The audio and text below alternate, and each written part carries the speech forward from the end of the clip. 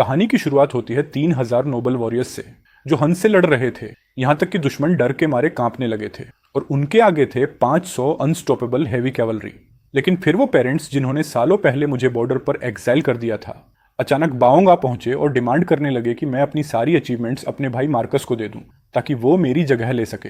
वो चाहते थे कि वो इतना बड़ा मिलिट्री क्रेडिट लेकर कैपिटल वापस जाए, सबसे बड़ी प्रिंसेस से शादी करे और फैमिली का नाम रोशन करे। 10 साल खून और तलवारों के बीच गुजारने के बाद मेरे पेरेंट्स से जुड़ी हर उम्मीद कब की मर चुकी थी। आखिर एक पैम्पर्ड डैंडी कैसे ग्रेट वॉल के बाहर इंतजार कर रहे 3 लाख रूथलेस हंस को रोक सकता था। जब वो इतने शौक से अपनी मौत की तरफ भागना चाहते थे तो मैंने सोचा मिलिट्री पावर और टाइटल उन्हें दे देने में क्या हर्ज है। लेकिन उससे पहले मुझे उनसे एक डॉक्यूमेंट साइन करवाना था जिसमें फैमिली टाइज खत्म करने की बात लिखी थी। उस दिन मैं अभी बॉर्डर के पार से वापस लौटा ही था कि मेरी कमांड टेंट का पर्दा अचानक जोर से खींचकर खोला गया।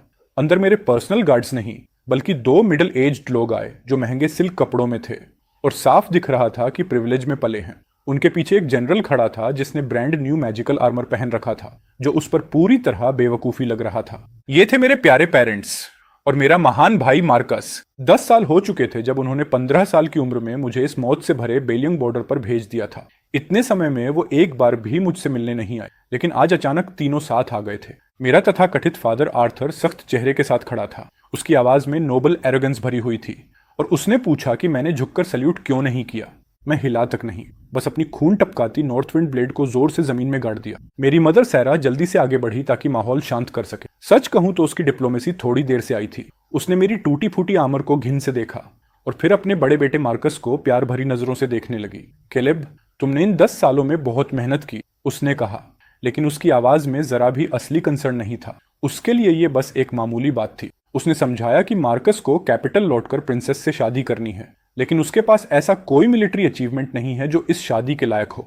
इसलिए अब मुझे बेलियंग का कमांड उसे सौंप देना चाहिए। आर्थर बीच में रुका, जैसे मुझे कोई बहुत बड़ा एहसान दे रहा हो। उसने कहा कि मैं किसी फेक नाम से एक रिच मर्चेंट बनकर रह सकता हूँ और अपने भाई को सपोर्ट कर सकता हूँ। हम फैमिली हैं, उसने कहा। इतने पैटी तो मत बनो। मैं उन्हें देखकर सच में हैरान था कि कोई इतना बेहया भी हो सकता है। उनके बगल में मार्कस अपनी आर्मर के साथ पूरी तरह बेमेल लग रहे व्हाइट जेड फैन से खुद को हवा कर रहा था। उसने मुझे तिरस्कार भरी नजरों से देखा और मॉकिंग टोन में बोला कि उसने सुना है मैंने कुछ हन बैंडिट्स मार दिए और लोकल हीरो बन गया। उसने कहा कि मुझे इतना सेल्फ सेटिस्फाइड नहीं होना चाहिए। उसके हिसाब से मेरी सारी लड़ाइयां बस छोटी मोटी स्क्रिमिश थी जिनका कोई मतलब नहीं था। उसने दावा किया कि जब वो कमांड संभालेगा तब वो बेलियन कैवलरी को असली ग्लोरी दिलाएगा। उसने शेखी बघारी कि वो हन रॉयल कोर्ट को कुचल देगा और एंसेस्टर्स का नाम रोशन करेगा।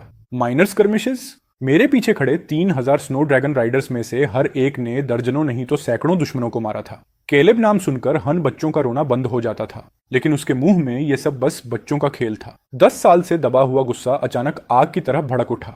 मेरी उंगलियां सोर्ड की हिल्ट पकड़ते पकड़ते सफेद पड़ गईं और नसें उभर आईं।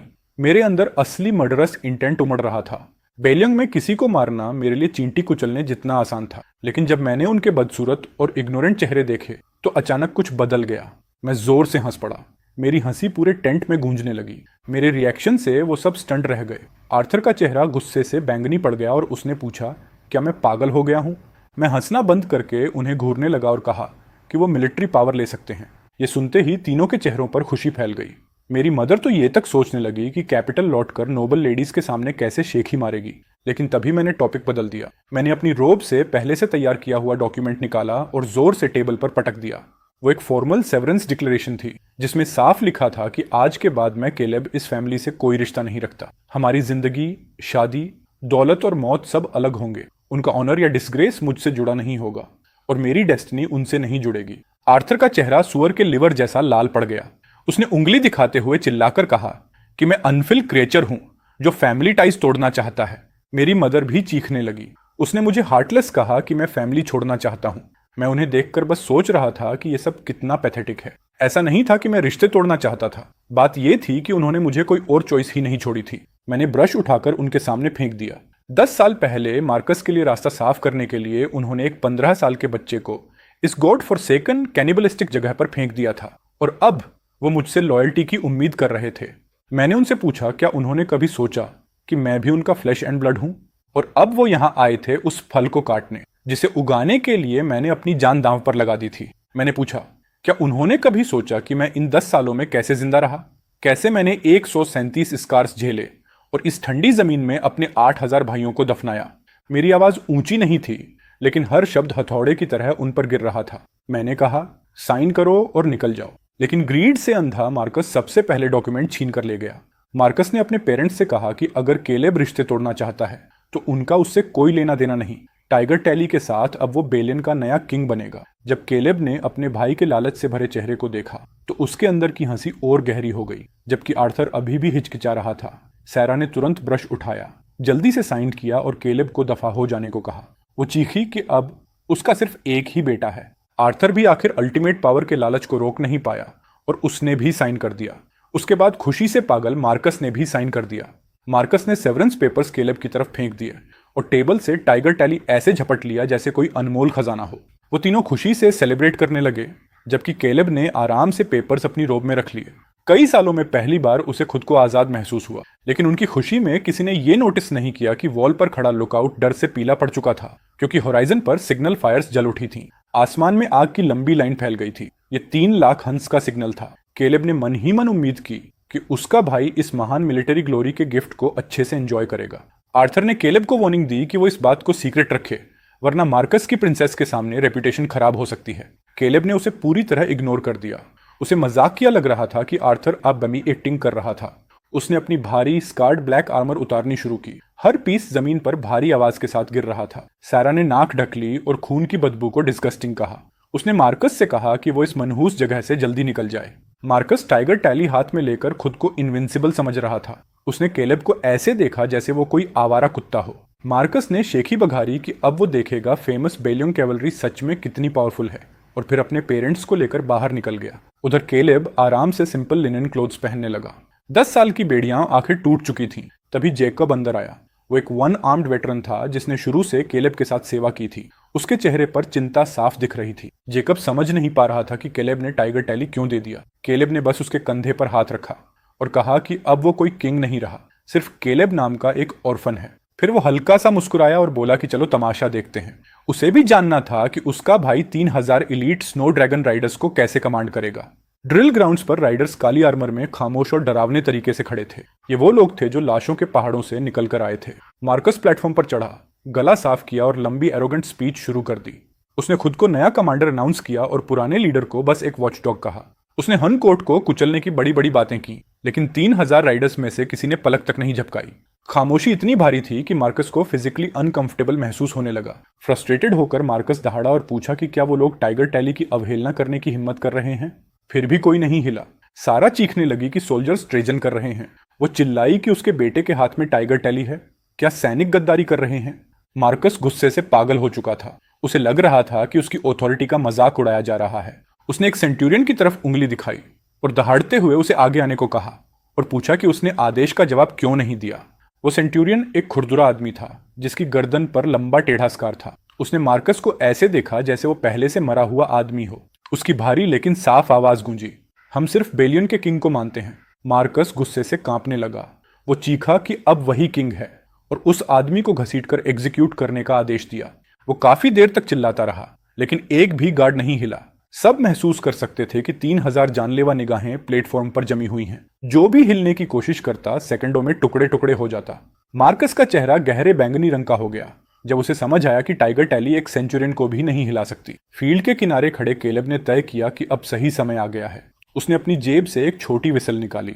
एक तेज चीर देने वाली सीटी की आवाज पूरे मैदान में गूंजी और उसी पल चमत्कार हुआ। 3000 बर्फ की मूर्तियों जैसे खड़े सैनिक अचानक जिंदा हो उठे। सबसे पहले लीड सेंट्यूरियन ने अपनी आर्मर खोलनी शुरू की। मेटल के जमीन पर गिरने की भारी आवाज पूरे मैदान में गूंजने लगी, क्योंकि एक एक करके सारे सोल्जर्स वहीं करने लगे। आर्थर, सारा और मार्कस की डरी हुई आंखों के सामने एलीट राइडर्स उस आर्मर को उतारने लगे जिसे वो अपनी जान से ज्यादा कीमती मानते थे। उन्होंने अपने स्पीयर्स और आर्मर को ऐसे फेंक दिया जैसे अब उनका उनसे कोई रिश्ता ही नहीं रहा। कुछ ही देर में 3000 आदमी सिंपल ट्यूनिक्स में खड़े थे। उनके शरीर डरावने बैटल स्कार से भरे हुए थे और फिर सब एक साथ केलेब की दिशा में एक घुटने पर बैठ गए। मार्कस का चेहरा बैंगनी से सीधा मौत जैसा सफेद पड़ गया। केलेब ने अपनी फैमिली की तरफ दूसरी बार देखा तक नहीं। वो जेकब और अपने पर्सनल गार्ड्स की तरफ मुड़ा और इशारा किया कि अब हमेशा के लिए कैंप छोड़ने का समय आ गया है। वो वहां से चल पड़े। पीछे 3000 लॉयल निगाहें और प्लेटफॉर्म पर खड़ी फैमिली की डेस्परेट चीखें रह गईं। केलेब ज्यादा दूर नहीं गया। वो कुछ मील दूर एक छोटी पहाड़ी पर जाकर रुक गया, जहां से पूरा शहर दिखाई देता था। जेकब और बाकी लोग जल्दी जल्दी कुछ सिंपल टेंट्स और एक कैंपफायर लगाने में जुट गए। जल्द ही भुनती हुई शीप की खुशबू हवा में फैल गई और केलेब ने गोल्डन ब्राउन मांस का एक बड़ा टुकड़ा तोड़कर जेकब के साथ शेयर किया। दोनों बैठकर दिल खोलकर खाने लगे।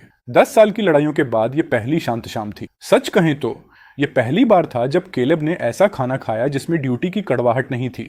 जेकब ने पूछा कि क्या इतनी पावर छोड़ देना सही था। उसे डर था कि हंस हमला करेंगे और निकम्मा मार्कस लोगों की रक्षा नहीं कर पाएगा। केलेब ने खाना खाते खाते सिर तक नहीं उठाया। उसने कहा कि आज से बेलियों की सुरक्षा महान जनरल मार्कस की जिम्मेदारी है, उसकी नहीं। और जहां तक लोगों की बात है, केलेब ने कहा कि उन्होंने अपने फैसले खुद चुने हैं, चाहे अच्छे हों या बुरे। उसका दिल तो बहुत पहले ही ठंडा पड़ चुका था जब उसे पहली बार यहां एग्जाइल किया गया था। उसने इस जमीन की रक्षा किसी करप्ट कोर्ट या कोल्ड ब्लडेड पेरेंट्स के लिए नहीं की थी, बल्कि अपने ब्रदर्स इन आर्म्स और बॉर्डर के साधारण लोगों के लिए की थी। लेकिन दिल बदल जाते हैं। केलेब के रिजाइन करने की खबर पूरे शहर में जंगल की आग की तरह फैल गई। आधे घंटे के अंदर यह खबर ग्रेट वॉल पार करके हंस तक पहुंच गई। दीवार के बाहर हन किंग एक बंदी सुंदर औरत के साथ शराब पी रहा था। तभी उसे यह खबर मिली। वो कुछ पल के लिए जम गया, फिर अचानक पागलों की तरह जोरदार हंसी में फट पड़ा। उसने आसमान का शुक्रिया अदा किया इस किस्मत के तोहफे के लिए। वो बचर जिसने 10 साल तक उन्हें रोके रखा था, आखिर चला गया था। उसकी जगह उसका भाई आया था, जिसने शायद कभी चिकन तक नहीं मारा था। हन किंग ने उस औरत को धक्का देकर हटाया और खड़ा हो गया। उसकी आंखें लालच से चमक रही थीं। 10 लंबे साल बीत चुके थे और उसके वॉरियर्स की तलवारों पर जंग लगने लगी थी। उसने अपनी गोल्डन सिमिटर निकाली और साउथ की तरफ इशारा किया, उन जमीनों को वापस लेने के लिए जिन्हें केलेब ने इतनी बेरहमी से डिफेंड किया था। विशाल मैदानों में फैले लाखों हन रेडर्स ने एक साथ ऐसी डरावनी चीख निकाली कि हड्डियां तक कांप जाए। केलेब के साये ने उन्हें बहुत लंबे समय तक दबाकर रखा था और अब उनका जमा हुआ डर कत्लेआम की भूख में बदल चुका था। 3 लाख की सेना काले समंदर की लहर की तरह नॉर्दर्न पास की तरफ बढ़ने लगी। उधर शहर में हमारा प्यारा मार्कस उसी कमांड टेंट में एक लेविश बैंक्वेट कर रहा था जो कभी केलेब का हुआ करता था। उसने शहर की सबसे बेहतरीन डांसर्स और म्यूजिशियंस बुला रखी थी। हवा में डेकेडेंट म्यूजिक और शराब की भारी बदबू भरी हुई थी। मार्कस घमंड से बैठा था, आधा नशे में डूबा हुआ, और एक ग्लैमरस डांसर उसके हाथों में लिपटी हुई थी। वो औरत उसे टोस्ट ऑफर कर रही थी, जबकि उसके पेरेंट्स आर्थर और सारा अपनी सीट से ये सब देख रहे थे। हालांकि दिन में वो डर गए थे, लेकिन अब अपने बेटे को कमांड में देखकर उनका पुराना एरोगेंट सुपीरियोरिटी वाला एटीट्यूड वापस आ चुका था। सेरा आगे झुककर पूछने लगी कि क्या वो जिद्दी सोल्जर्स आखिर मान गए। मार्कस ने हाथ हिलाकर डिसमिस करते हुए कहा कि वो सब बस गंवार पेजेंट्स हैं जो भूखे और बिना सैलरी के जल्द ही घुटनों के बल वापस आ जाएंगे। आर्थर ने अपनी दाढ़ी सहलाई और सहमति में सिर हिलाया। उसे पूरा यकीन था कि ऐसे लोगों को सिर्फ सख्त हाथ से ही संभाला जा सकता है। पूरी फैमिली फ्यूचर की वेल्थ और पावर के सपनों में खोई हुई थी। उन्हें आने वाले तूफान का जरा भी अंदाजा नहीं था। अचानक जमीन हल्की हल्की कांपने लगी। टेबल पर रखे वाइन ग्लासेस हिलने लगे। मार्कस ने भौहें सिकोड़ते हुए पूछा, क्या अर्थक्वेक आया है? तभी एक गार्ड भागता हुआ टेंट में घुसा। उसका चेहरा डर से बिल्कुल सफेद पड़ चुका था। उसकी आवाज इतनी कांप रही थी कि वो ठीक से बोल भी नहीं पा रहा था। उसने खबर दी कि हंस हमला कर रहे हैं। मार्कस इंटरप्शन से चिढ़ गया और उसने पूछा कि कुछ रेडर्स के लिए इतना पैनिक क्यों हो रहा है। लेकिन जब गार्ड ने हांफते हुए 3 लाख कहा तो मार्कस के हाथ से वाइन जग छूटकर जमीन पर टूट गया। उसका नशे वाला कॉन्फिडेंस एक पल में गायब हो गया और उसकी जगह ठंडे लकवाग्रस्त कर देने वाले डर ने ले ली। उसने सोचा था कुछ 1000 दुश्मन होंगे, पूरी कौम नहीं। जब वो लड़खड़ाते हुए टेंट से बाहर निकला तो उसने होराइजन को आग में चमकते देखा और हन कैवलरी की बाहरी कर देने वाली दहाड़ सुनी, जैसे नरक के दानव दौड़ते चले आ रहे हों। पहली डिफेंस लाइन पहले ही टूट चुकी थी और बचे हुए गार्ड्स का बेरहमी से कत्लेआम हो रहा था। मार्कस की आंखें पलट गईं। उसके पैरों ने जवाब दे दिया और उसके नीचे गर्म बदबूदार पानी फैलने लगा। हाँ, नया महान जनरल डर के मारे सच में खुद पर पेशाब कर चुका था। उधर केलेब अपनी पहाड़ी पर आराम से बैठा रोस्टेड मीट खा रहा था और नीचे मचे केस को ऐसे देख रहा था जैसे कोई डार्क प्ले चल रहा हो। तभी उसके पीछे एक शेडो चुपचाप उभरी। वो था शेडो, उसका सबसे भरोसेमंद इंटेलिजेंस ऑफिसर। उसने रिपोर्ट दी कि प्रिंसेस ने केलेब पर नजर रखने के लिए जो स्पाई भेजा था वो इन्वेजन का नजारा देखकर पूरी तरह ट्रॉमेटाइज्ड हो चुका है। केलेब ने शांत स्वर में कहा कि अब उस एरोगेंट प्रिंसेस को समझ आएगा कि जब बुचर भेड़ियों को खुला छोड़ देता है तब क्या होता है। जल्द ही पूरा किंगडम जान जाएगा कि नॉर्थ का असली किंग कौन है। पास पर लगी आग पूरी रात जलती रही और मरते हुए लोगों की चीखें मीलों दूर तक सुनाई देती रहीं। जेकब और बाकी गार्ड्स पास ही खड़े थे। उनकी मुट्ठियां इतनी जोर से भींची हुई थीं कि नकल्स सफेद पड़ चुके थे और उनकी आंखें दबे हुए गुस्से से लाल थीं। वो डेस्परेटली नीचे भागकर अपने पुराने ब्रदर्स इन आर्म्स और बेगुनाह टाउन पीपल को बचाना चाहते थे। लेकिन केलेब के डायरेक्ट ऑर्डर के बिना एक भी आदमी हिलने की हिम्मत नहीं कर रहा था, चाहे ये सब देखना कितना भी दर्दनाक क्यों ना हो। आखिर एक गार्ड बोल पड़ा। उसकी आवाज इमोशन से टूट रही थी जब उसने ऑर्डर्स की भीख मांगी, लेकिन केलेब चुप रहा। वो बस आराम से अपनी वाइन पीता रहा। उसे पता था कि जब तक कैपिटल खुद खून की असली कीमत महसूस नहीं करेगा, तब तक वो उसकी प्रोटेक्शन की वैल्यू कभी नहीं समझेंगे। सुबह होने तक हमला करने वाली पहली वेव आखिर पीछे हट गई, लेकिन सिर्फ इसीलिए क्योंकि हंस दिन भर की लूट पूरी कर चुके थे। पहली डिफेंस लाइन पूरी तरह खत्म हो चुकी थी। पीछे सिर्फ लाशों के पहाड़ और खून की नदी बची थी। मार्कस को घसीटकर वापस कमांड टेंट में लाया गया। होश में आते ही उसने अपने फादर की रोब्स पकड़ ली और हिस्टेरिकली रोने लगा। वो काउंटर अटैक के बारे में नहीं सोच रहा था, वो सिर्फ अपनी जान के डर से कांप रहा था। आर्थर भी उतना ही बेकार था। उसका चेहरा कागज जैसा सफेद पड़ चुका था और उसके होंठ कांप रहे थे। उसने पूरी जिंदगी रॉयल कोर्ट की साजिशों में बिताई थी, लेकिन ऐसा स्लॉटर फील्ड उसने कभी नहीं देखा था। आर्थर ने अपने प्यारे बेटे को पकड़ लिया, रोते हुए केलेब को कोसने लगा और पूरे डिजास्टर का ब्लेम उसी लड़के पर डाल दिया। उसने कहा कि केलेब ने जानबूझकर इतनी भारी जिम्मेदारी मार्कस पर डाली ताकि वो फेल हो जाए। ये सच में बेहूदगी थी। मार्कस ने डूबते आदमी की तरह इस बात को पकड़ लिया। अचानक उसकी आंखें चमक उठीं। उसने इंसिस्ट किया कि केलेब जरूर आसपास कहीं बैठा उन्हें देख रहा होगा। वो चिल्लाया कि केलेब को ढूंढो और उसे मजबूर करो कि वो हंस से लड़े। आर्थर कांपती आवाज में पूछने लगा कि क्या वो आदमी वापस आएगा भी। तभी सारा बोली कि उन्हें केलेब को वापस आने का आदेश देना चाहिए, वरना वो पूरी दुनिया में फैला देंगे कि केलेब ने रिवेंज लेने के लिए खुद हंस को बुलाया था। ऊंची पहाड़ी पर बैठा केलेब शैडो की रिपोर्ट सुन रहा था। उसके चेहरे पर मॉकिंग स्माइल और गहरी हो गई जब उसे समझ आया कि वो लोग अभी भी मोरल ब्लैकमेल इस्तेमाल करने की कोशिश कर रहे हैं। मार्कस अपनी ट्विस्टेड लॉजिक से और हिम्मत पकड़ चुका था। उसने केलेब को ढूंढने के लिए लोग भेजे और साथ ही अपनी फेक लीडरशिप दिखाने के लिए दूसरा तमाशा तैयार करने लगा। उसने वेटरन आयरन राइडर्स को, जिनसे पहले ही आर्मर और स्पीयर्स छीन लिए गए थे, दूसरी डिफेंस लाइन की दीवारों पर जबरदस्ती खड़ा कर दिया। खुद पीछे सुरक्षित जगह पर खड़े होकर वो चीखने लगा कि जो भी पीछे हटेगा उसके पूरे फैमिली को एग्जीक्यूट कर दिया जाएगा। वो अनआर्मर्ड सोल्जर्स की ठंडी और कॉन्टेम्प्ट से भरी निगाहों को पूरी तरह इग्नोर कर रहा था। ये कोई डिफेंस नहीं थी, ये एक तरफा मैसेकर था। जल्द ही हंस ने दूसरी वेव लॉन्च की। वो अपने साथ मैसिव बैटिंग रैम और कैटापुल्ट्स लेकर आए। मार्कस बैटलमेंट्स के पीछे छिप गया। वो इतना डरा हुआ था कि सिर तक उठाने की हिम्मत नहीं कर पा रहा था। उसने देखा कि वही लेजेंडरी कैवलरी जिससे वो कभी जलता था, अब हंस के हाथों गेहूं की फसल की तरह काटी जा रही थी। उनके पास लड़ने के लिए सिर्फ पत्थर और अपने दांत बचे थे। वो करप्ट कोर्ट के लिए नहीं लड़ रहे थे, वो सिर्फ अपने फैमिलीज को हंस के चंगुल से बचाने की कोशिश कर रहे थे।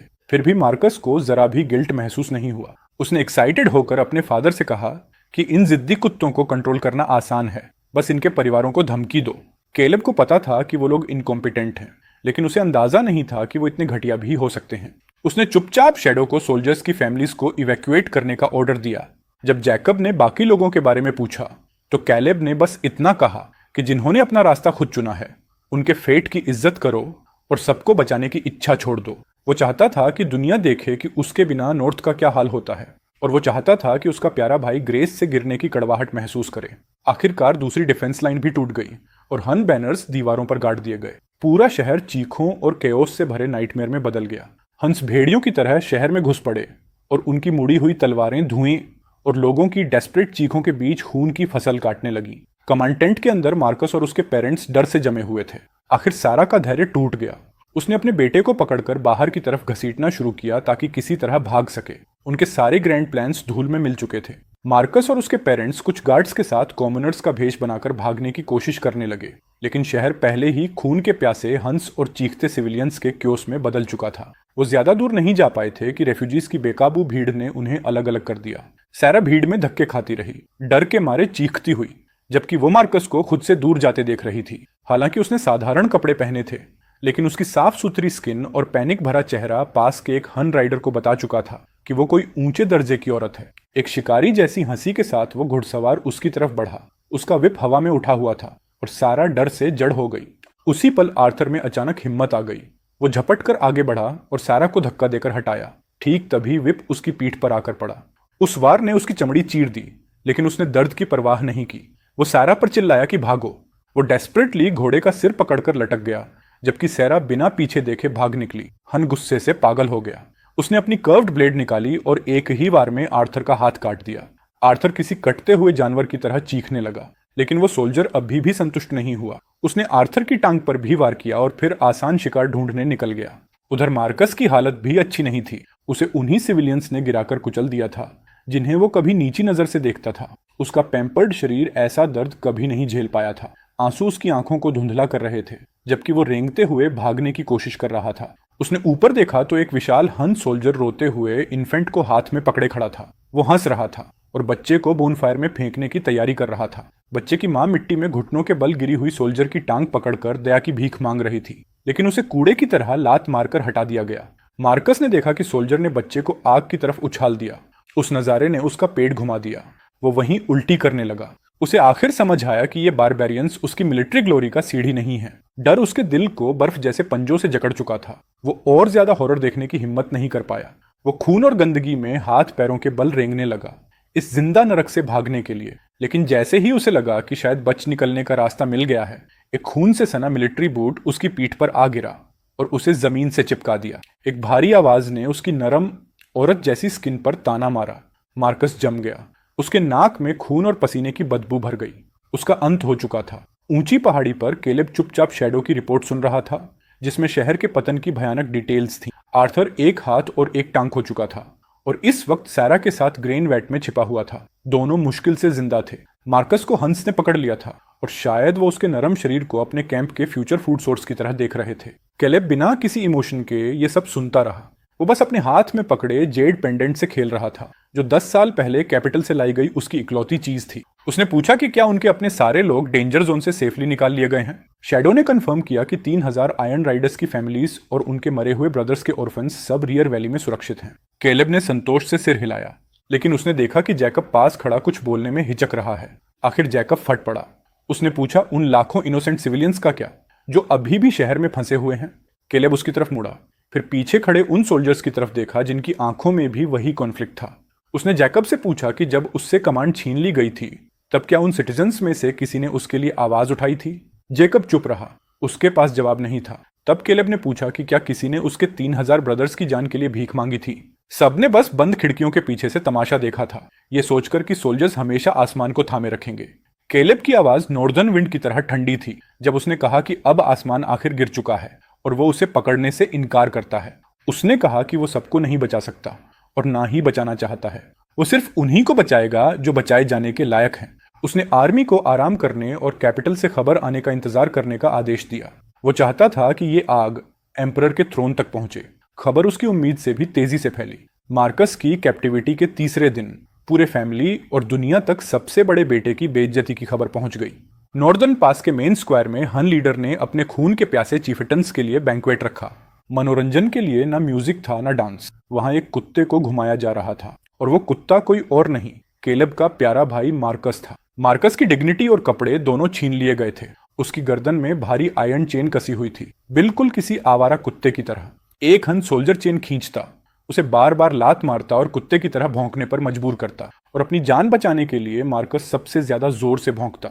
उसने उन भौंकों में उससे ज्यादा मेहनत लगाई जितनी कभी मिलिट्री ट्रेनिंग में नहीं लगाई थी। चारों तरफ खड़े हन सोल्जर्स ठहाके मार रहे थे। वो उसके सामने हड्डियों के टुकड़े और बचा हुआ गंदा खाना मिट्टी में फेंकते हुए महान जनरल का मजाक उड़ा रहे थे। मार्कस हिचकिचाया तो सोल्जर ने उसका सिर बूट से कुचल दिया और उसका चेहरा कीचड़ में तब तक दबाए रखा जब तक उसने विरोध करना बंद नहीं कर दिया। भूखे जानवर की तरह मार्कस हड्डियों पर टूट पड़ा, गंदगी से सने स्क्रैप्स को अपने मुंह में ठूंसने लगा। उधर हन लीडर साइलस अपने ऊंचे आसन से ये सब देख रहा था। सिलस पीछे झुककर इतनी जोर से हंस रहा था कि उसकी सांसें तक फूल गईं। वो इस तमाशे का पूरा मजा ले रहा था। हंस के लिए ये सिर्फ मिलिट्री विक्ट्री नहीं थी, ये स्पिरिचुअल विक्ट्री थी। उन्होंने उस गॉड ऑफ वॉर के भाई को तोड़ दिया था जिसने 10 साल तक उन्हें डरा कर रखा था और उसे अपना पालतू बना दिया था। उधर केलेब ने यह खबर बिना किसी इमोशन के सुनी। उसने बस रिपोर्ट जैकब को पकड़ा दी। जैकब गुस्से से कांपने लगा और उसने मुट्ठी मेज पर दे मारी। उसने मार्कस को जानवर और डिस्ग्रेस कहा और केलेब से विनती की कि उसे मारने की परमिशन दे दे ताकि नेशन की ये बेइज्जती रुक सके। लेकिन केलेब पर कोई असर नहीं हुआ। उसने शांत आवाज में कहा कि जो इज्जत जा रही है वो सिर्फ मार्कस, उसकी फैमिली और एम्परर की है। उसका नेशन या खुद उससे कोई लेना देना नहीं। उसने जैकब की बात काटते हुए कहा कि जो आदमी अपनी डिग्निटी खुद बेच दे वो कुत्ते की तरह जीने लायक है और उसे कुत्तों की फेट में कोई इंटरेस्ट नहीं। जैकब चुप हो गया। उसे पता था केलेब की आयरन विल को कोई नहीं मोड़ सकता। उसी समय ग्रेन वेट में छिपे आर्थर और सैरा ने दो हन सोल्जर्स की बातें सुन ली, जो बैटलफील्ड साफ करते हुए वहां से गुजर रहे थे। वो सोल्जर्स हंस रहे थे कि महान जनरल अब जमीन पर रेंगने वाला कुत्ता बन चुका है। वो उसका मजाक उड़ा रहे थे कि उसमें भेड़ से भी कम बैकबोन है। वेट के अंदर साराह की आंखें पलट गईं और शौक से वो बेहोश हो गई। आर्थर बेहोश नहीं हुआ, लेकिन उसके शरीर की हर हड्डी तक डिस्पेयर से कांप उठी। ये सिर्फ दर्द नहीं था, ये एहसास था कि सब खत्म हो चुका है। फैमिली नेम पूरी तरह बर्बाद हो चुका था। उसका सबसे बड़ा बेटा, जिस पर उसे सबसे ज्यादा गर्व था, अब हन का पालतू बन चुका था। ऐसा दाग जो हमेशा उनकी फैमिली पिलर पर लिखा रहेगा। आखिर उसे समझ आया, शायद बहुत देर से, कि उसने क्या खो दिया। उसने एक सच्चे हीरो को एक कावड़ के लिए ठुकरा दिया था। उसने खोखली ग्लोरी के सपने में अपनी पूरी ब्लड लाइन को खाई में धकेल दिया। उसके मुंह से किसी घायल जानवर जैसी कराह निकली। पछतावे के आंसू उसके चेहरे पर लगे खून और गंदगी में मिल गए। अपने बचे हुए एक हाथ से वो खुद के चेहरे पर थप्पड़ मारने लगा। वो कैलेब को पुकारने लगा, अपने ठुकराए हुए बेटे से भीख मांगने लगा कि वापस आकर उन्हें बचा ले। उसकी आवाज दर्द से भरी पैथेटिक चीख बन चुकी थी। आर्थर और सारा दोनों पागलपन की कगार पर पहुंच चुके थे। अब उनकी आखिरी उम्मीद सिर्फ कैलेब था, लेकिन कैलेब का अभी अपनी तलवार म्यान में डालने का कोई इरादा नहीं था। शैडो ने रिपोर्ट दी कि एम्परर के सीक्रेट मैसेंजर्स खबर पहुंचाने के लिए 3 घोड़े मार चुके हैं। आज रात तक ये रिपोर्ट कैपिटल पहुंच जाएगी। कैलेब खड़ा हुआ और होराइजन की तरफ देखने लगा। वो इंपीरियल कोर्ट में होने वाले तमाशे का इंतजार कर रहा था। वो सोच रहा था कि जब एम्परर को पता चलेगा कि उसका नॉर्दर्न किंग अब हंस का खिलौना बन चुका है, तब उसके चेहरे पर कैसा एक्सप्रेशन होगा। ये वो पल था जिसे देखने के लिए कैलेब काफी ईगर था। 5वें दिन नॉर्दर्न पास आखिर पूरी तरह महान मार्कस द डॉग की हीरोइक गाइडेंस में गिर गया। बाकी रेजिस्टेंस भी खत्म कर दी गई और साइलस अपनी ग्रैंड एंट्री की तैयारी करने लगा। हन लीडर अपने ऊंचे स्टेलियन पर बैठकर शहर की सबसे चौड़ी सड़क से गुजरा। सड़क के दोनों तरफ बचे हुए सिटीजन्स खड़े कांप रहे थे और ऊपर देखने की हिम्मत तक नहीं कर पा रहे थे। और उस घोड़े को आगे से पकड़कर चलाने वाला, झुक झुक कर चापलूसी भरी मुस्कान देने वाला कोई और नहीं बल्कि कैलेब का भाई मार्कस था। ये नजारा अनगिनत लोगों ने देखा। ये एक फैमिली ओनर की पब्लिक एग्जीक्यूशन थी। ये खबर प्लेग की तरह हर दिशा में फैल गई और रात होते होते हजारों मील दूर कैपिटल तक पहुंच गई। पैलेस के अंदर एम्परर जूलियन अभी सोने ही गया था कि दरवाजे पर घबराहट भरी जोरदार दस्तक से उसकी नींद टूट गई। उस दस्तक ने एम्परर को पूरी तरह जगा दिया। नॉर्दर्न पास से अर्जेंट रिपोर्ट आई थी और जूलियन के दिल में डर की ठंडी लहर दौड़ गई। उसने जल्दी से अपनी ड्रैगन रोब पहनी। उसका चेहरा चिंता से काला पड़ चुका था और वो बाहर भागा जहां एक मैसेंजर धूल और खून से लथपथ खड़ा था। मैसेंजर घुटनों के बल बैठा था और प्रिंसेस की सीक्रेट सर्विस की सील्ड रिपोर्ट आगे पकड़े हुए था। पढ़ो, जूलियन ने भारी आवाज में आदेश दिया। हेड यूनेच ने स्क्रॉल लिया। उसके हाथ डर से कांप रहे थे। फिर उसने वो बर्बादी भरी खबर पढ़नी शुरू की। आर्थर और मार्कस कैंप पहुंचे थे ताकि सक्सेशन फोर्स कर सकें। कैलेब ने सारे रिश्ते खत्म करने वाले पेपर्स साइन किए, टाइगर टैली सौंप दी और अपना कमांड छोड़कर चला गया। नई कमांडर मार्कस इतनी निकम्मी निकला कि 3000 एलीट राइडर्स ने उसी वक्त उसके ऑर्डर्स मानने से इनकार कर दिया। उसी रात 3 लाख हंस ने पास तोड़ दिया। मार्कस फ्रंट लाइन से डर के मारे भाग गया, यहां तक कि उसने अपने शरीर पर भी कंट्रोल खो दिया। आर्मी तबाह हो गई। नॉर्थ गिर चुका था और मार्कस पकड़ा गया, जिसने खुद को बचाने के लिए हंस का कुत्ता बनना स्वीकार कर लिया। यहां तक कि उनके घोड़ों को खुद लीड करने लगा। जब यूनक ने ये आखिरी बेइज्जती पढ़ी तो जूलियन का चेहरा भूत जैसा सफेद पड़ गया। अब वो और सहन नहीं कर पा रहा था। जूलियन के मुंह से खून की उल्टी निकल गई, जिसने उसकी गोल्डन रोब्स को लाल कर दिया। उसके आसपास खड़े सर्वेंट्स डर से कांपते हुए घुटनों पर गिर पड़े, जबकि एम्परर उत्तर की तरफ उंगली दिखाते हुए गुस्से से कांप रहा था। वो चीखा कि आर्थर और मार्कस की पूरी ब्लड लाइन को एग्जीक्यूट कर दिया जाएगा। उसने कभी सोचा भी नहीं था कि जिस आदमी को उसने प्रमोट किया और जिसे फ्यूचर सन इन लॉ चुना, वही आसमान में इतना बड़ा छेद कर देगा। नॉर्थ के गिरने का मतलब था कि एम्पायर का गेटवे अब पूरी तरह खुल चुका है। अब 3 लाख हन कैवलरी जब चाहे एम्पायर के दिल तक घुस सकते थे। जूलियन दहाड़ते हुए आदेश देने लगा, आर्थर की फैमिली का जो भी मेंबर इस वक्त कैपिटल में है, उसे तुरंत ग्रेट प्रिजन में फेंक दिया जाए और आगे की सजा का इंतजार कराया जाए। वो हॉल में पिंजरे में बंद जानवर की तरह चक्कर काटने लगा। उसकी बातें बिखरती जा रही थीं। कैलेब कहाँ है? अचानक वो रुका। ब्लड शॉट आंखों के साथ हेड यूनक की कॉलर पकड़ ली और चिल्लाया कि उस आदमी को ढूंढो जो अभी भी ये सब रोक सकता है। वो किसी भी कीमत पर कैलेब को वापस चाहता था ताकि वो हंस को रोक सके। यूनक लगभग रोने लगा जब उसने कहा कि रिपोर्ट के मुताबिक जनरल कैलेब ने अपना फैमिली नेम छोड़ दिया है और उसका कोई पता नहीं है। जूलियन ने उसे लात मारकर दूर फेंक दिया और निकम्मा कहा। उसने आदेश दिया कि धरती के हर कोने में कैलेब को ढूंढा जाए। उसने वादा किया कि अगर कैलेब वापस आ जाए तो उसे कुछ भी दिया जाएगा, टाइटल्स, लैंड्स, जो चाहे, बस वो हंस को पीछे धकेल दे। वो डेस्परेशन में प्रिंसेस का हाथ तक देने को तैयार हो गया। उस मैस को ठीक करने के लिए जिसे बनाने में उसका भी हाथ था। पूरा पैलेस क्योस में डूब गया। सबको एहसास हो चुका था कि सच में आसमान टूट रहा है। उधर प्रिंसेस लूना अपने शानदार चैम्बर्स में ये खबर सुन रही थी। वो बैठी सोच रही थी कि जिसे वो हीरो समझती थी वो असल में कावड़ निकला। वो हमेशा केलेब को नीची नजर से देखती थी, नॉर्थ का वो बुचर जो हमेशा खून की बदबू में डूबा रहता था। लेकिन अब रियलिटी ने उसे जोरदार तमाचा मारा था। उसका हीरो मार्कस तो ऐसा कुत्ता निकला जो चिकन तक नहीं मार सकता था, जबकि जिस आदमी से वो नफरत करती थी वही सबकी सुरक्षा की दीवार था। उसे समझ आया कि पिछले 10 सालों से केलेब अकेला ही आधे एम्पायर का पिलर बना हुआ था। जिस आदमी से उसकी शादी होने वाली थी वो सच में मर्दों में जायंट था। फिर भी उसने, रॉयल फैमिली ने और आर्थर के हाउस ने खुद उसे दूर धकेल दिया। पछतावा जहरीले सांप की तरह उसके दिल को काटने लगा। वो अचानक खड़ी हो गई। उसकी आवाज कांप रही थी, लेकिन उसमें डेस्परेट डिटर्मिनेशन था। उसने तय किया कि वो खुद नॉर्थ जाएगी, केलेब को ढूंढेगी और वापस लाएगी। उसे अंदर से पता था कि एम्पायर, थ्रोन और खुद उसे बचाने वाला सिर्फ वही आदमी है जिसे सबने छोड़ दिया था। सुबह होने से पहले ही कैपिटल का माहौल बदल गया। इंपीरियल गार्ड ने आर्थर की एस्टेट पर धावा बोल दिया। हाउस होल्ड का हर मेंबर, दूर के रिश्तेदारों से लेकर सबसे छोटे सर्वेंट तक, नींद से खींचकर कोर्टयार्ड में घसीट लाया गया।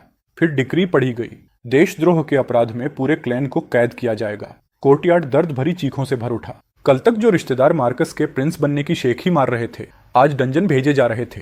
वो चीख चीख कर खुद को इनोसेंट बता रहे थे और सारा ब्लेम आर्थर और मार्कस पर डाल रहे थे। लेकिन गार्ड्स को कोई फर्क नहीं पड़ा। उनके ऑर्डर्स एब्सोल्यूट थे और एक समय की महान फैमिली का पतन सच में शुरू हो चुका था। आर्थर हाउस से जुड़ा हर इंसान उठा लिया गया। एक ही पल में कैपिटल की सबसे प्रेस्टिजियस एस्टेट प्लेग लगी जगह जैसी बन गई, जहां जाने से लोग बचने लगे। ये सब केलेब के स्पाइस ने उसे रिपोर्ट किया, लेकिन केलेब ये सब सुनकर भी बिल्कुल काम रहा। उसे पता था कि वो लोग बस वही काट रहे हैं जो उन्होंने बोया था। अरेस्ट्स के अलावा एम्परर ने 2 और डिक्रीज जारी किए थे। शैडो एजेंट अपनी ब्रीफिंग जारी रखता है। पहला ऑर्डर था कि ministry of war veteran general Lee के अंडर 3 लाख मैन इकट्ठा करे ताकि नॉर्थ वापस लिया जा सके। केलेब बस हंस पड़ा।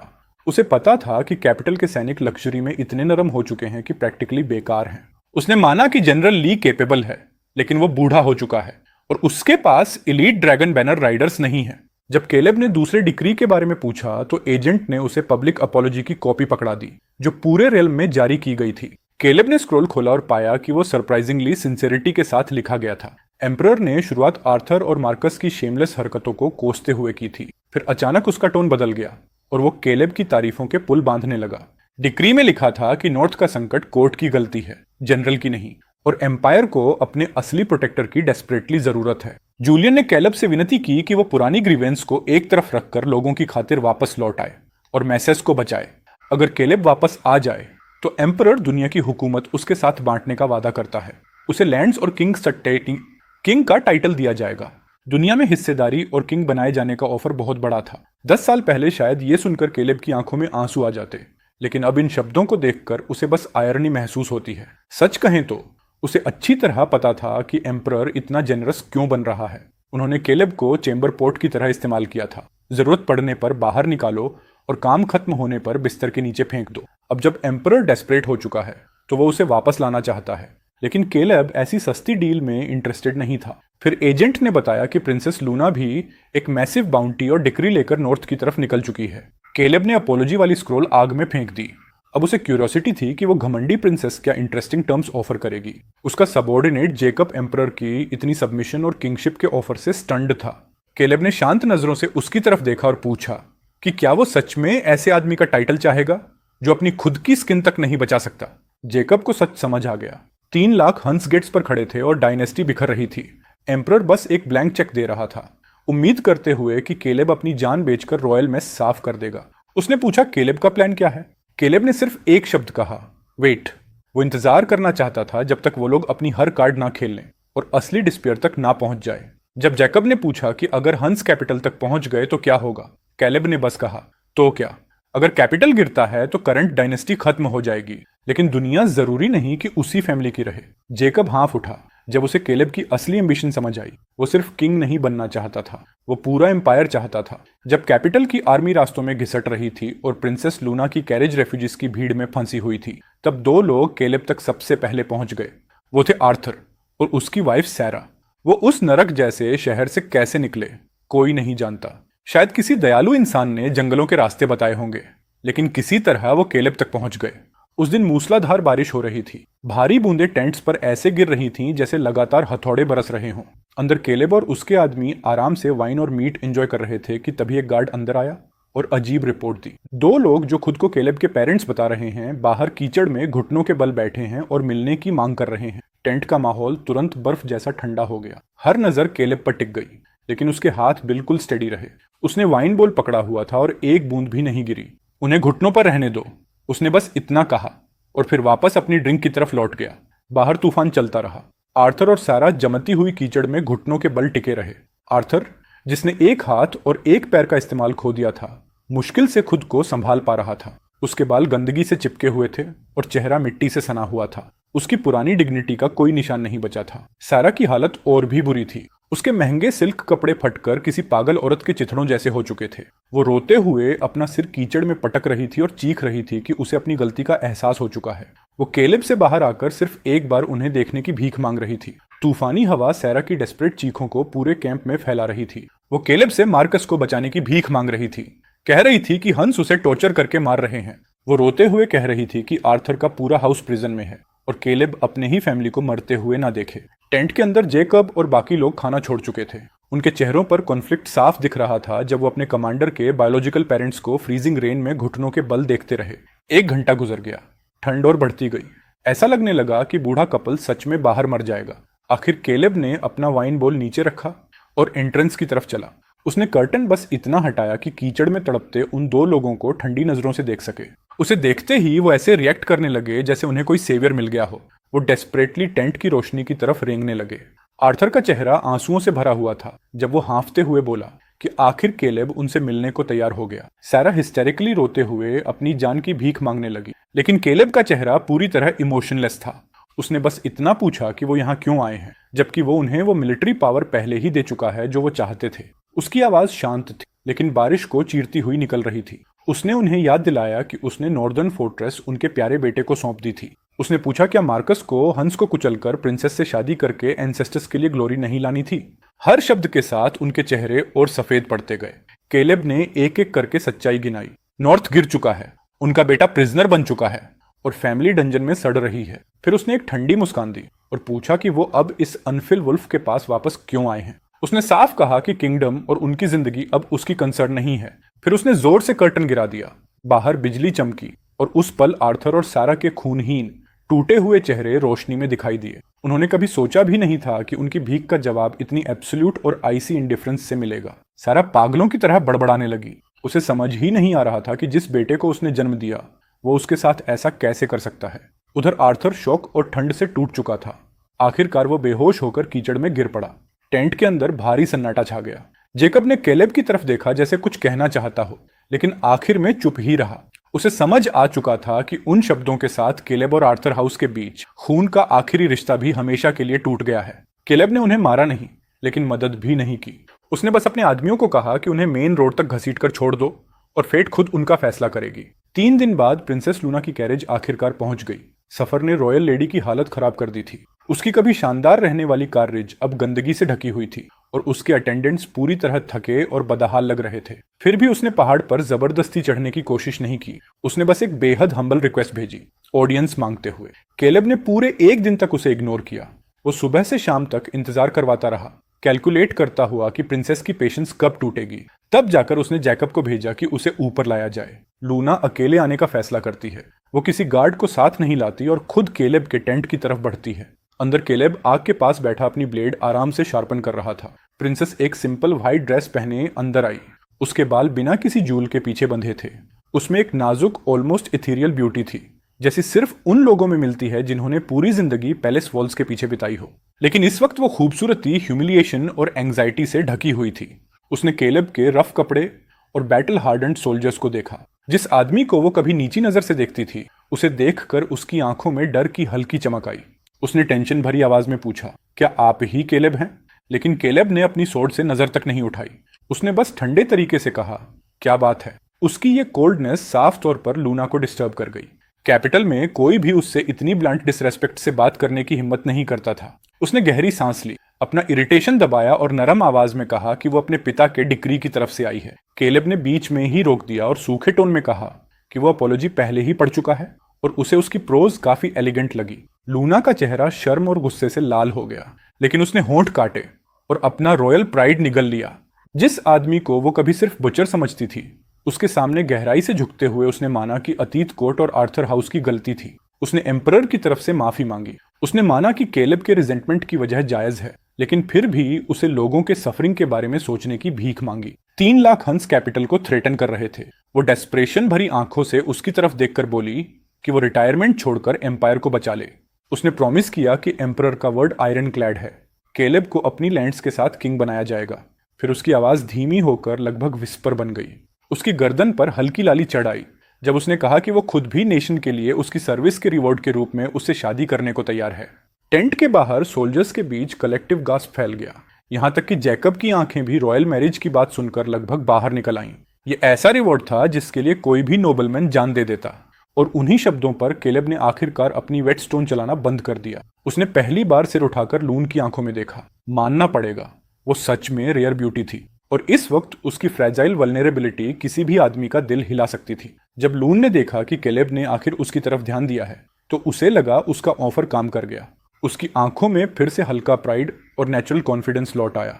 उसके मन में था कि कोई भी आदमी ऐसी टेम्पटेशन ठुकरा नहीं सकता। पावर, वेल्थ और खूबसूरत औरत। उसे लगा कि जब एम्पायर की सबसे नोबल लेडी खुद उसके पास आने को तैयार है, तो डील पक्की है। केलेब उसे देखकर अचानक हंस पड़ा। उसकी हंसी सुनकर प्रिंसेस लूना रुक गई। उसे लगा वो मानने वाला है, लेकिन फिर केलेब ने पूछा कि क्या वो सच में सोचती है कि सिर्फ एक सिर हिलाने के बदले उसे क्या मिलेगा। एक ऐसा थ्रोन जो गिरने वाला है, और एक ऐसी औरत जिसे उसके निकम्मे भाई ने पहले ही रिजेक्ट कर दिया था। उसकी आवाज शांत थी, लेकिन हर शब्द ब्लेड की तरह लूना को काट रहा था। उसके चेहरे का सारा रंग तुरंत उड़ गया। अब वहां सिर्फ ह्यूमिलिएशन, एंगर और डिसबिलीफ था। सच कहें तो उसने कभी उम्मीद नहीं की थी कि केलेब उसके मार्कस वाले पुराने एंगेजमेंट को इतनी ब्लंट तरीके से उसके मुंह पर मारेगा। वो हकलाने लगी, उसकी आवाज तक नहीं निकल रही थी। तभी केलेब खड़ा हुआ और उसकी तरफ चलने लगा। वो ऊपर से उसे ऐसी नजरों से देख रहा था जिसमें खुला हुआ मोकरी भरा था। उसने सीधा पूछा कि क्या उसे सच में लगता है कि वो उसके लायक भी है, या फिर उसका फेलिंग रॉयल फैमिली किस हक से उससे नेगोशिएशन करने आया है। उसने साफ कहा कि उसे जो भी चाहिए होगा वो खुद ले लेगा, उसे किसी की चैरिटी की जरूरत नहीं। फिर उसकी तरफ ऊपर से नीचे तक देखते हुए केलेब ने सिर हिलाया और कहा कि वो बहुत ज्यादा टेंटेड है। उसने उसे निकल जाने का आदेश दिया। वो आखिरी शब्द किसी दहाड़ की तरह था जिसने लून को फिजिकली झटका दे दिया। वो लड़खड़ाकर पीछे हटी और जमीन पर गिर पड़ी। अपनी पूरी जिंदगी में उसने कभी इतनी बेइज्जती नहीं झेली थी। आंसू उसकी नजर धुंधली कर रहे थे। उसकी आंखों में रिजेंटमेंट और हेट्रेड जल रही थी, लेकिन फिर भी वो चुप रही। उसे केलेब की आंखों में साफ किलिंग इंटेंट दिख रहा था। उसे पूरा यकीन था कि अगर उसने एक शब्द और बोला तो वो सच में उसे मार देगा। वो जल्दी से उठी, अपने ड्रेस से कीचड़ तक साफ नहीं किया और मुड़कर पहाड़ से नीचे भाग गई।